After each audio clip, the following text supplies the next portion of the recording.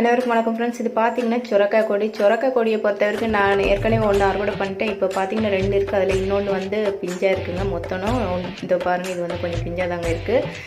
இது வந்து நல்ல குண்டாயிடுச்சு. ஸோ இதை நான் வந்து இன்றைக்கி எடுக்க போகிறேன். இன்றைக்கி என்ன சமைக்கலான்னு அப்படியே நினச்சேன். சரி, நம்ம நினச்சோடனே கிடைக்கணும்னா நம்ம மாடி தோட்டத்துக்கு போகணுன்னு சொல்லிட்டு போய் பார்த்தா சுரக்காய் இருந்துச்சு. ஸோ இதை நம்ம அறுவடை பண்ணிக்கலாம் அப்படின்னு சொல்லிட்டு ஒரு ஐடியாவில் போயிட்டு பார்த்தா இது கொஞ்சம் எல்லோ கலர் அடிக்குது. எப்படின்னு பார்க்கலாம். ஒரு 2 டேஸ் பார்த்துட்டு இதே கட் பண்ணிடணுங்க.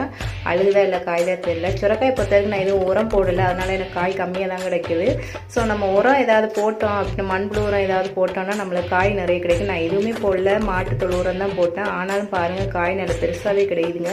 பார்க்கும்போது ரொம்ப ஹாப்பியாக இருக்குது. பாருங்கள், பாட்டில் கார்டு அப்படின்வாங்க, அது பாருங்கள் நல்ல பாட்டில் மாதிரி தாங்க, நல்ல சேஃபாக இருக்குது. அதோட இது பாருங்கள், நல்ல குண்டாக தாங்க கிடைக்குது. ஏற்கனவே ஒன்று அறுவடை பண்ணது நல்ல குண்டாக தான் இருக்குது. இதுவும் பார்த்திங்கன்னா நல்ல பெருசாக குண்டாக தாங்க கிடைச்சிச்சு.